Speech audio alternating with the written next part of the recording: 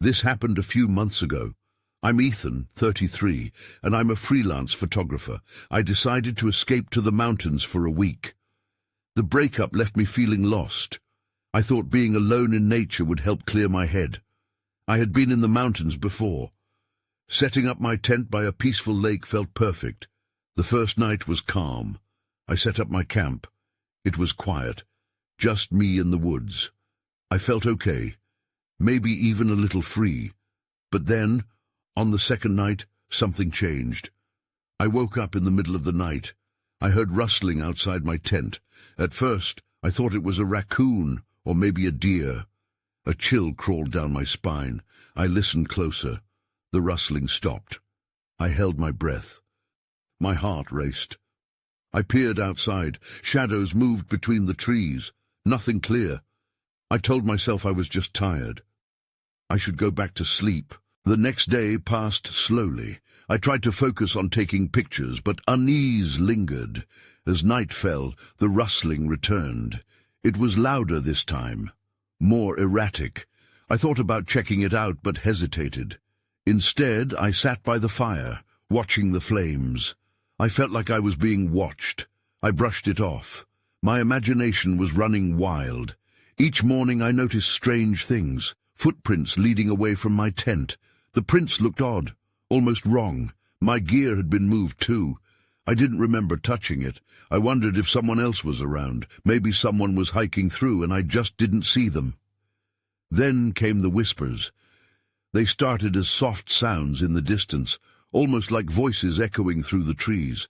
I thought I was imagining things. I convinced myself it was the wind, but it felt different. It felt intrusive. I wanted to ignore it, but I could feel pressure building inside me. Twilight brought even more bizarre encounters. I saw fleeting figures darting just out of reach. I blinked, nothing. Shadows danced and vanished. My heart raced. Was I really seeing something? I sat there, second-guessing everything. Then one evening, it happened. I was staring at the lake, lost in thought. Suddenly, a figure stood right at the edge. It was just standing there, looking at me. I blinked again, and it was gone. Cold panic gripped me. I wanted to call out, to ask if they were okay, but the words stuck in my throat. I didn't sleep well after that.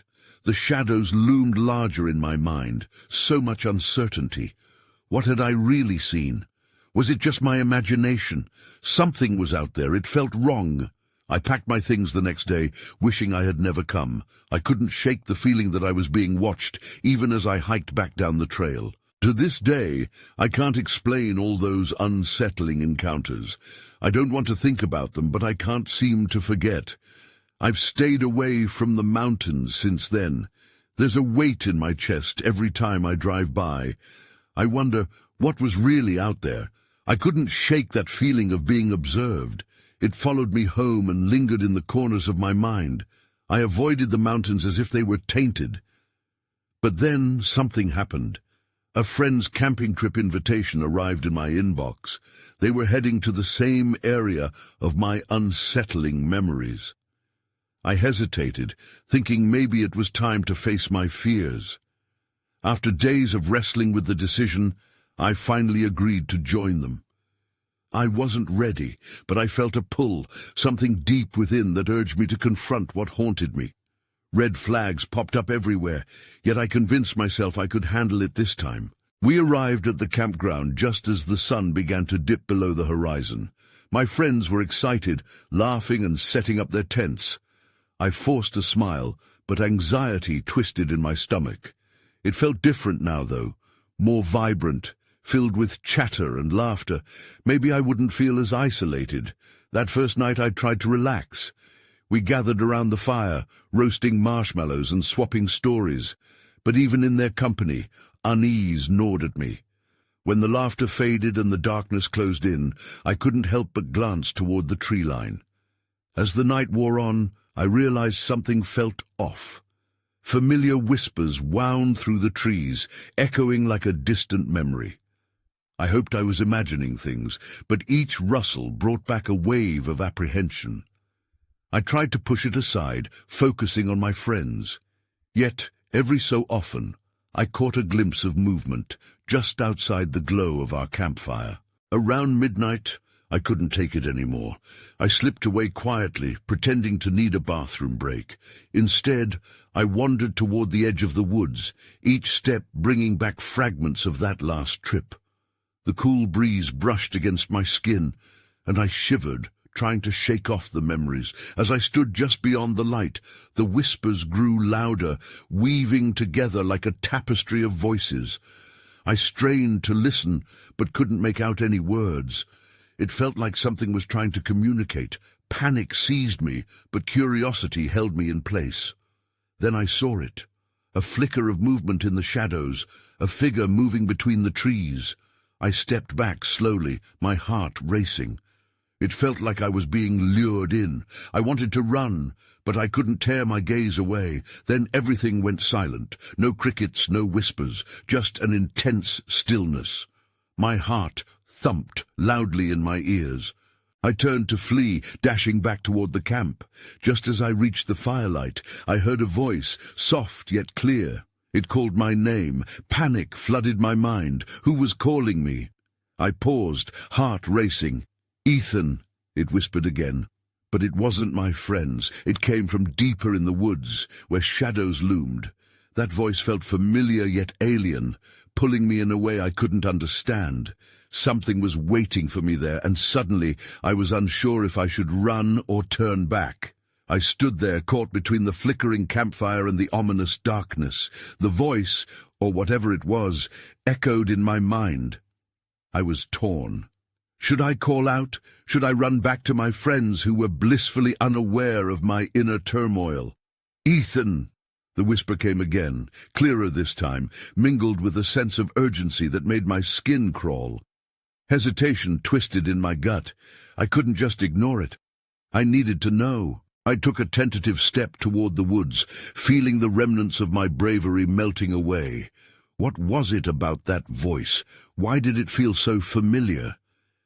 I forced myself to breathe deeply and took another step, drawn in like a moth to a flame. But then, in the periphery of my vision, I noticed movement, shadows dancing just beyond the trees. I froze. Shapes emerged just outside the edges of my sight, indistinct yet palpably present. It felt like something was watching me, lurking just beyond the veil of darkness.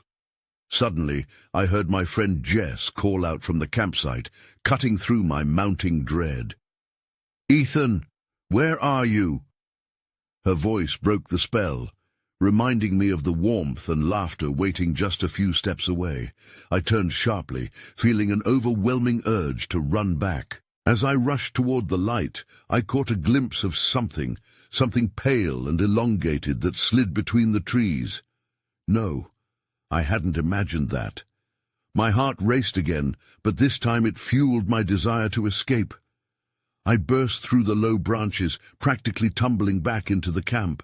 "What's wrong?" Jess asked, concern etched on her face. "Nothing, I stammered. "I thought I heard something." I forced a laugh, but it felt hollow. "Come on, sit with us. You're getting paranoid," she teased, but the laughter faded as she saw my drawn expression. I took a seat by the fire, trying to shake off the fear that coursed through me.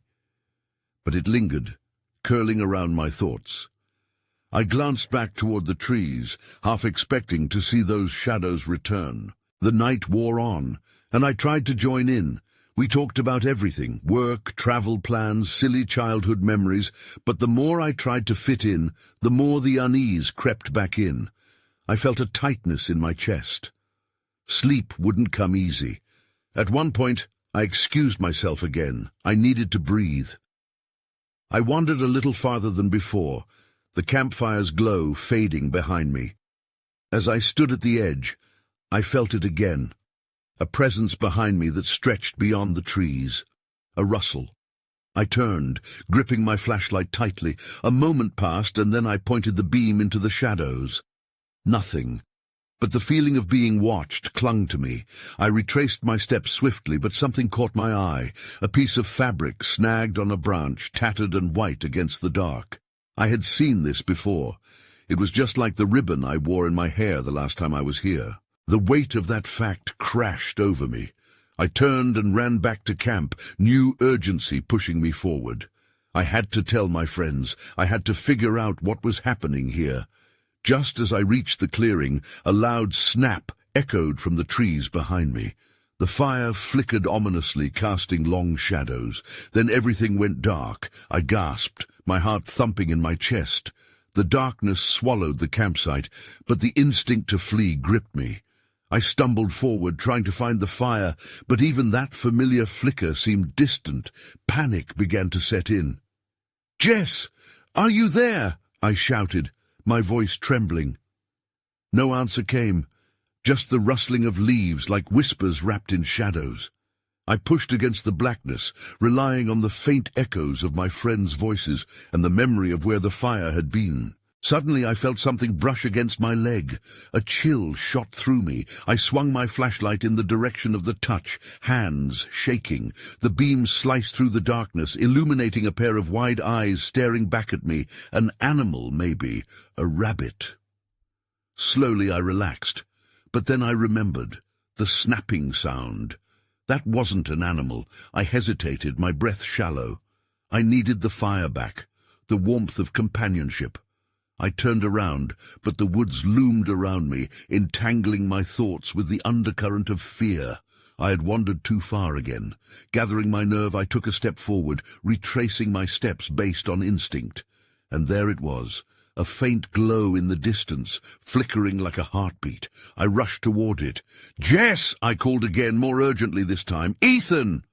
Her voice, relieved yet still edged with concern, reached me through the veil of darkness. As I emerged from the trees, I stumbled back into the ring of light, the fire crackling with life once more. Jess was there, looking anxious. What happened? We were worried. "Sorry, just lost my way," I said, trying to catch my breath. But Jess's brows furrowed, and I caught a flicker of doubt in her eyes. "Are you sure? You look like you've seen a ghost." "Actually," I hesitated, deciding how much to reveal. "I heard something, and I saw something in the trees." Jess exchanged glances with Alex, another friend who had silently joined us. "What do you mean, saw something?" he asked, his curiosity piqued. I recounted the strange voice and the unsettling shadows. Their faces turned serious, and I could feel my pulse speed up as I shared the details. I needed them to believe me. Just as I finished, the fire flickered again. Was it just the wind? But this time it stayed low, almost snuffed out. I exchanged worried looks with Jess and Alex, and an uncomfortable silence fell over us. Then Jess pointed. "What's that?" We all turned. In the distance, someone or something stood at the edge of the woods, partially hidden by the trees, a pale silhouette, unmoving, watching us. My blood ran cold. The air thickened. "Stay close," I whispered, the walls of my courage crumbling. Then the figure took a step closer as the fire flickered one last time before plunging us into darkness. I barely had time to process the rush of fear before I heard a voice.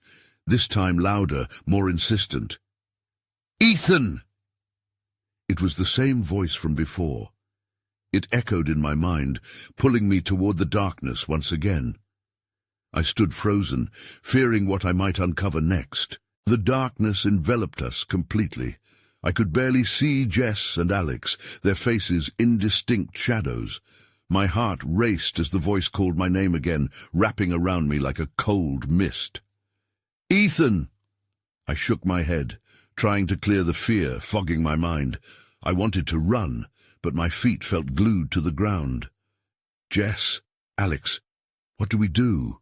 I whispered, my voice trembling. They moved closer together, gripping each other's arms. "We need to stay calm," Jess said, though her eyes betrayed her fear. Alex shone his flashlight toward the edge of the woods, illuminating nothing but trees. "Maybe it's just a prank," he suggested, though his voice lacked conviction. "Someone's trying to scare us."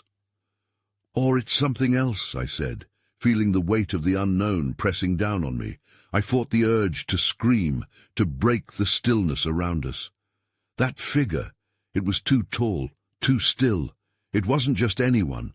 Just then, a branch snapped somewhere in the darkness. We all jumped and Jess clutched Alex tighter. I pointed the flashlight around, trying to find the source of the sound. "Who's there?" I called, desperate for a response, but knowing it might be a mistake. No answer came, just the sound of the forest growing more alive around us. I could hear the rustling of leaves, the soft calls of distant creatures, but nothing that might clarify our situation. My mind raced, searching for an explanation. Then Jess pulled away from Alex, taking a step toward the fire pit. "We should try to start it again. It might help," she said, her voice steadying. I nodded, feeling the flicker of hope. Maybe the fire would chase away our fears.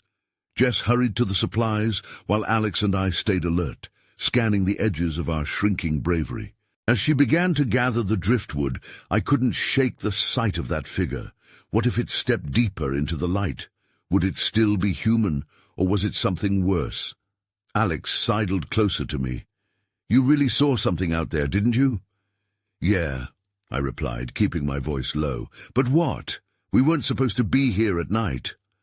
Suddenly Jess cried out. I turned to see her fumbling with the logs. "There's something. I found something." Rushing over, we joined Jess, who was holding a small weathered object. It was a locket, tangled in some twigs, and the surface was too dark to discern any markings. I reached for it, heart pounding, but instinct stopped me. "That was on the ground?" I asked, disbelief washing over me. Jess nodded, her fingers trembling. "Where did it come from? There's no way any of us dropped it." Before she could respond, a deep rustle echoed from the trees, more pronounced this time, and I felt an icy dread settle in my stomach. "We need to go," I urged, glancing desperately at the edges of the shadows. "Now." Then there it was again, the same voice, closer this time and more haunting. "Ethan!" I felt the world tilt as shadows elongated around us. The presence that had been lurking at the edge of our campsite had shifted. The air shimmered with fear, and the locket slipped from Jess's trembling fingers, hitting the ground with a hollow thud. Everything went dark again, and in that profound silence, dread pooled in my chest. I realized we were not alone. The silence felt heavy, pressing against my eardrums. I could barely breathe. "What was that?" I whispered, inching closer to my friends. They were barely silhouettes now. Fear clung to us like mist. I don't know," Jess stammered, her voice a mere tremor. She reached for the flashlight, its beam now a shaky line of light cutting through the thick darkness. "Just keep it steady," Alex urged, glancing into the tree line, his eyes wide. The faint light revealed nothing but towering trees, their branches reached like skeletal fingers against the night sky. "Ethan!" The voice came again, almost mocking. It echoed and bounced around us, chilling me to my core. My name sounded wrong, distorted, and pulled at my mind. "We'll find another way out. Just follow me," I breathed, trying to sound brave, but my throat felt tight. "We need to stay together." Jess nodded, stepping closer to me. "What about the locket? Shouldn't we take it?" "No," I barked, surprising myself. "We need to leave it. It doesn't feel right." Then, as if in response to our fear, the rustling grew louder, branches snapping in the distance, and I felt my heart plummet. Something was out there, watching us. I clenched my fists, pushing back the panic rising in my throat. "Let's move! Now!" We turned, making our way back toward the path we had come from, but the darkness felt like a living thing clinging to us, trying to pull us back into its depths. Each step felt heavy, the ground squelching beneath my sneakers. Suddenly Jess halted mid-step. "Wait, did you hear that?" "What?" I asked, more exasperated than curious, but then I heard it, a low growl resonating through the still night air. My stomach twisted, cold sweat pooling at the nape of my neck. "We're not alone," Alex whispered, his voice barely above a breath. I forced myself to look around, scanning the shadows, half expecting something to lunge at us. We need to go faster, I urged. But before we could take another step, the flashlight flickered, the beam sputtering in and out of existence. "No, not now," Jess cried, shaking it. "Just swing it around," I shouted. "Get some light." In one quick movement, Alex pointed it toward the sound, and in that moment my breath hitched. There, between two trees, I saw it. The figure stood tall, too tall. Its limbs hung loosely by its side, and I felt my heart stutter in my chest. I couldn't see its face, but I knew it was looking right at us. I opened my mouth to scream, but nothing came out. My legs felt like lead, my mind searching for an explanation that wouldn't come. Then it moved. Just a flicker, a shift of shadow. But it was enough to break the spell of fear. "Run!" I shouted, and I didn't wait for Jess or Alex to catch up.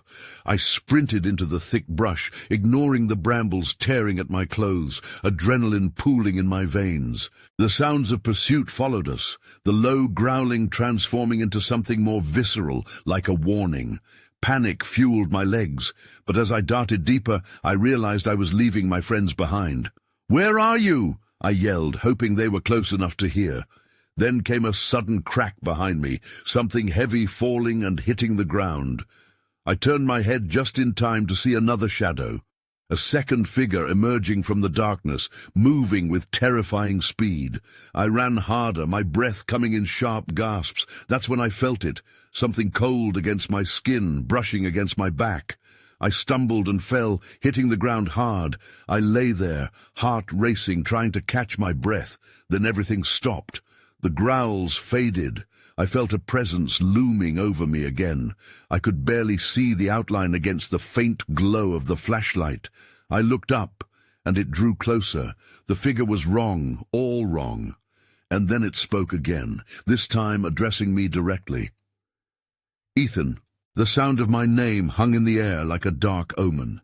I scrambled back on the forest floor, heart racing as I searched for a way to escape. Panic surged through me as I fought the instinct to stay frozen in place. The figure loomed above, and it felt like a void, sucking in the light around us. "Ethan," it repeated, its voice slithering into my mind. A chill washed over me, paralyzing more than just my legs. I could hear the distant rustling of leaves, the trees whispering. But this voice was primal, an echo that seemed to reach into my thoughts. I pushed myself up and glanced around. Where were Jess and Alex? The panic bubbled in my throat again as I turned my gaze back to the figure. It was closer now, its shape shifting ever so slightly, a ghastly distortion where a face should be. My instincts screamed at me to run, but my body was betraying me. I finally spoke, my voice trembling. "What do you want?" I barely recognized my own words, a plea coated in disbelief. It tilted its head, and I think I saw something like amusement flaring in its abyssal gaze. "You are in my domain," it said, each word spilling from its mouth like syrup, thick and sticky. "You should not have come here." Before I could process its answer, a flash of light broke through the darkness, the faint beam of the flashlight. Jess and Alex triumphed over the blackness, rushing toward me. Relief washed over me, but it was short-lived as I felt an invisible weight pressing down. "Ethan!" Jess gasped, her eyes wide with fear. "What is that?" I opened my mouth to respond, but the words vanished. The figure's attention shifted to my friends, drawn by their sudden presence. It turned ominously and loomed over them now, its shadow swallowing the light. "Run!" I finally shouted, the fear snapping the spell on my limbs. We all turned, sprinting back the way I had come, pushing past brush and branches. I could feel the heat of whatever pursued us breathing down my neck, the growling rising in volume again. It was a cacophony of rage and hunger, and right then I realized we were never supposed to be here.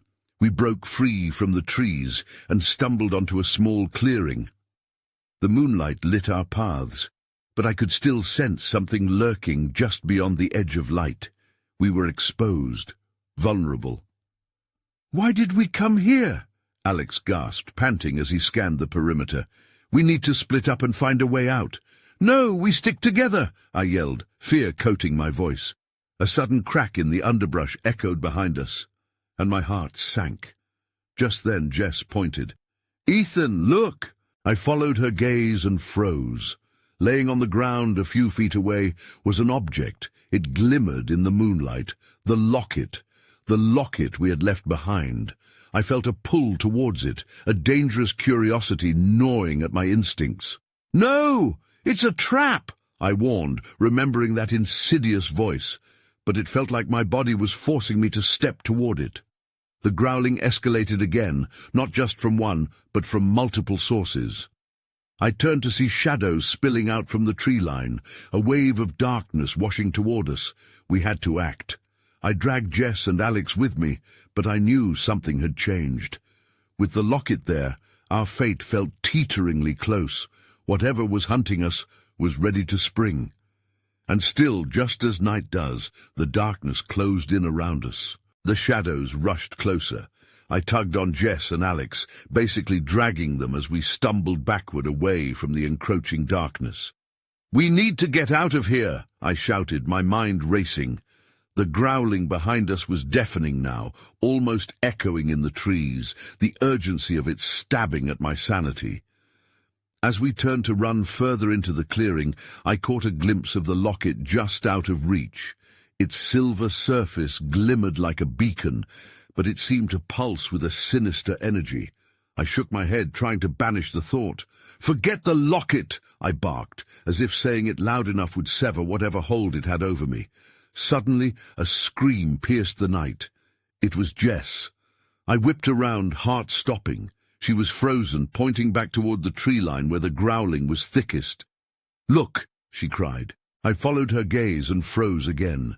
There were figures emerging from the darkness, not just shadows but actual shapes, wretched, twisting silhouettes creeping toward us.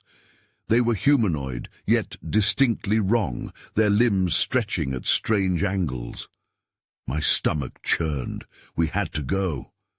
But as we turned, we hit a wall. An unseen force seemed to block our escape. I felt it like a weight crushing down on me. I pushed against it, but it was as if the air itself was alive, pressing us back. "What is happening?" Alex yelled, panic rising in his voice. "Stay close," I urged, my voice sounding weaker than I wanted. The wretched shapes advanced, their raspy growls mixing with the wind. I could see their eyes glinting in the shadow, illuminating patches of their grotesque forms. One stepped forward, closer than the others, a long, emaciated creature with unnaturally wide jaws. Jess gripped my arm tightly, digging her nails into my skin, sending a wave of pain through me, but I didn't care.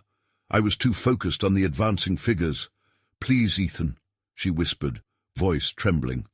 "What do we do?" For a moment I was paralyzed by fear. Then I remembered the flashlight. "The light!" I shouted, turning to Alex. "We need to use the flashlight." He fumbled with it, and just as he flicked it on, the beam blasted its way into the darkness. The creatures recoiled, hissing like cats burned by sunlight. For a moment I felt a glimmer of hope. "Keep it pointed!" I shouted as we retreated slowly. The creatures shrunk back, but their movements were undeterred. They slinked around us like smoke, weaving through the trees, searching for another way in. Just then, I heard a sound crackle through the air. It was a low, grating whisper that seemed to scrape against my bones. "It's too late," it said. "You can't escape the past." My blood ran cold. The voice was familiar. No, it couldn't be. I shot a glance at Jess and Alex, both of them looking back at me with confusion. "Did you hear that?" I asked, my voice barely a whisper. They nodded, terrified. But then something darted behind one of the trees, and the vague shape sent a jolt of recognition through me. "That's when I saw it," I said, dread knitting my brow. A sudden realization dawned. The locket's hold on us was more than just a mere object. It was a link, a tether to whatever darkness was hunting us. "Run!" I shouted again, adrenaline fueling my legs as we sprinted to the edge of the clearing, the weight of the unseen force still pressing fiercely at our backs. We had to break its hold, or risk being dragged back into the night forever. But just as we thought we might clear the tree line, the shadows transformed into a solid barrier. We slammed into an invisible wall, the force throwing us back and plunging us into darkness. I was about to scream when everything went dark. I jolted awake, my body splayed out on the cold ground. A plume of chilled air wrapped around me, and I instinctively shivered. The night was still with an eerie silence, save for the faint rustle of leaves overhead. My mind raced as I pushed myself up. Jess and Alex were nowhere in sight. "Guys!" I called, my voice echoing faintly. There was no answer. Panic clenched my stomach. I felt disoriented, like I'd been yanked from one nightmare into another. My heart was pounding again, the shadows from the tree line creeping back in my memory. I forced myself to stand, scanning the area. The clearing looked different now. The air felt heavier. I could barely make out the outlines of the trees in the dim light of the moon filtering through the canopy.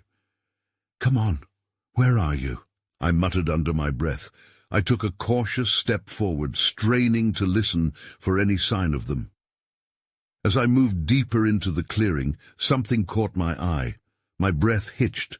The locket, gleaming faintly in the moonlight, lay in the dirt. I felt an unnatural pull, the urge to pick it up overwhelming. But I remembered the darkness chasing us, the voices whispering. It was a tether, just as I had realized before. I couldn't give in. Instead, I took a step back, disturbing the leaves beneath me. The sound was ominously loud in the quiet night. Suddenly, from behind the trees came a soft thud. My heart dropped. "Jess! Alex!" I shouted again, stepping away from the locket and toward the sound. Out of the shadows emerged a figure, but it wasn't Jess or Alex. A tall figure with disheveled hair and haggard clothes brushed the dirt from their arms. My stomach sank as recognition flooded in. It was Cedric, my friend from school, who had vanished months ago during a hiking trip in these very mountains. I blinked hard, unsure if I was dreaming. "Ethan," he said, voice hoarse and scratchy, "you shouldn't be here." "Cedric? What happened to you?" I blurted out, my pulse racing again. He looked different, haunted. It was as if he had stepped out of another world, an echo of a life once lived. "They're all around. We need to move," he urged, glancing back toward the trees nervously. "It won't wait much longer." "Where are Jess and Alex?" I asked, fear clawing at my throat. "I don't know. We got separated," he replied, sweat glistening on his forehead. "But they're in danger, Ethan. We have to go." Before I could respond, another noise sliced through the air, a low growl rising from behind Cedric. My body tensed as I turned, dread pulling at my gut. The darkness wasn't finished with us yet. Cedric's eyes widened, and he took a step back. What is that?" I didn't have time to answer. The shadows were swirling in again, twisting into the grotesque forms I had seen before. They lurked just beyond the trees, hungry and relentless. "Run!" I yelled, my voice hoarse. I grabbed Cedric's arm and tore through the clearing, dodging branches and debris. The chilling growls echoed behind us, growing louder, closer. But as we darted through the underbrush, I felt it. Something wasn't right. There was a weight in the air, and I realized the forest itself began shifting. The trees seemed to close around us, closing off any escape. I could barely breathe, desperate to find a way out. Then I saw an opening up ahead, a narrow path that coiled deeper into the woods. I took a breath, adrenaline coursing through me. "There! We have to get through!" I shouted, pulling Cedric toward it. Just as we reached the opening, a piercing scream echoed through the trees. My blood ran cold. It wasn't Jess or Alex. I froze, staring into the darkness, knowing that whatever lurked there was eager to claim its next victim. I pushed ahead, pulling Cedric with me through the narrow path, my heart racing with near-drowning terror. The echoes of that scream blended with the cacophony of rustling underbrush behind us. I could almost feel the rasp of breath on my neck, freezing me in place. "Don't stop!" Cedric shouted, urgency spurring me forward. I stumbled through the thicket, branches clawing at my clothes and skin, a painful reminder of the danger stalking us. The growls grew louder, reverberating through my bones. It was as if the forest itself was alive, entangled with some dark force, and it wanted us, needed us. I managed to push through and emerged into a dim clearing, the moonlight revealing more tattered ground. It made the landscape feel surreal, almost dreamlike. But I didn't have time to linger. I kept moving, frantically searching for a sign of Jess and Alex. "Where could they be?" I gasped, my breath uneven. The shadows loomed at the edges of the clearing. "They have to be close," Cedric replied, scanning the tree line. "This way." He pointed toward a thicket of trees, but I hesitated, glancing back into the darkness. "Cedric, wait." And then I heard it, a soft rustle that sent shivers down my spine. I turned slowly, the shadows in the tree line dancing. The growling continued, now mixed with whispers, swirling between the trees, creating a chorus of disembodied voices repeating my name. "Ethan, Ethan." I couldn't think. "We can't stay here," I urged, gripping his arm. "We need to find them and get out." But as we prepared to move, a flicker of light appeared deeper within the woods. A tiny speck pulsing like a beacon amidst the night. Hope ignited within me, burning bright against the encroaching shadows. "Look! Over there!" I gasped, pointing toward the light. "That's got to be them!" Cedric nodded, and we dashed toward the glow, pushing through brush and branches. As we drew closer, the warmth of the light wrapped around us like a comforting blanket, but I felt it shift, an oppression gathering, a weight pulling us back. With every step forward, the whispers intensified, drowning out rational thought. "What is it?" I gasped, glancing toward Cedric among the invasive murmurs. "It's the forest," he replied, eyes wide with realization. "It's trying to stop us." My legs felt heavy like lead. I struggled against an inexplicable force, pushing me back, but the sight of the light drew me further in. And finally, we broke through.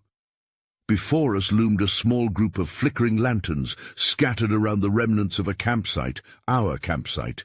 Jess and Alex were there, standing near the fire, glancing at us with wide eyes. "Guys, you're okay!" I shouted, relief washing over me as I stumbled toward them. But my heart sank when I noticed their expressions. They were pale, eyes darting toward the surrounding trees, whispering incomprehensible fears. "Ethan, we couldn't find you," Jess breathed, her voice shaking. We thought we lost you." "You did?" I stepped closer, but their tense glances sent a wave of unease washing over me again. "What happened here?" Alex shook his head, fear etched across his features. "Something isn't right." We felt it too, the voices, the shapes moving in the dark. My mind raced back to the figures in the trees, that sensation of being watched. "But we have to leave. They're still out there." "Who's still out there?" Jess pressed, clenching her fists as the shadows shifted just beyond the campfire's light. I turned back toward the tree line. "The creatures! They're coming after us!" The shadows crept closer, and a growl rose from the darkness, rattling my bones. The forest felt alive with malice. "Stay close!" I shouted, huddling us together, trying to ward off the mounting panic. "We can't go back. We must find some way through," Cedric insisted, but my heart was racing too fast to process anything rationally. "To the light," Jess urged. "We have to trust it." But before we could decide, the shadows surged forth, shifting to form a wall that seemed almost sentient, pulsating towards us. That voice rang out again, mocking and insistent. "You can't escape what lies within." Something inside me snapped. "Fight!" I roared, lunging against the presence, eyes darting between my friends. We had to get out. We couldn't let it win. And then we ran. We ran hard, dashing toward the light, desperation overriding logic. The growling intensified behind us, shadows bursting forth, expanding like smoke. I could hear the frantic footsteps of my friends flickering behind, but the darkness reached out like claws, dragging at our resolve. The more we sprinted, the closer we drew to a tiny opening, a gap in the trees that felt impossibly bright. "Almost there," I gasped, urging my legs to push faster. Courage surged through me as we bolted toward it. I felt the shadows clawing at my mind, but finally, with one last frantic effort, we burst through, collapsing onto a meadow drenched in moonlight so bright it stung my eyes. I rolled onto my back, panting heavily as the whispers began to fade. Slowly the shadows receded, retreating back to the trees, leaving the clearing in peace. We were safe? For now. But as I lay in the grass, staring into the expansive sky, I couldn't shake the feeling that something lingered in the darkness, still waiting. Even as tranquility washed over me, I couldn't help but wonder, what was real, and what would return to haunt us again? I didn't have the answers. I only knew the threads of fear remained, a weight I would carry long after this night faded into memory.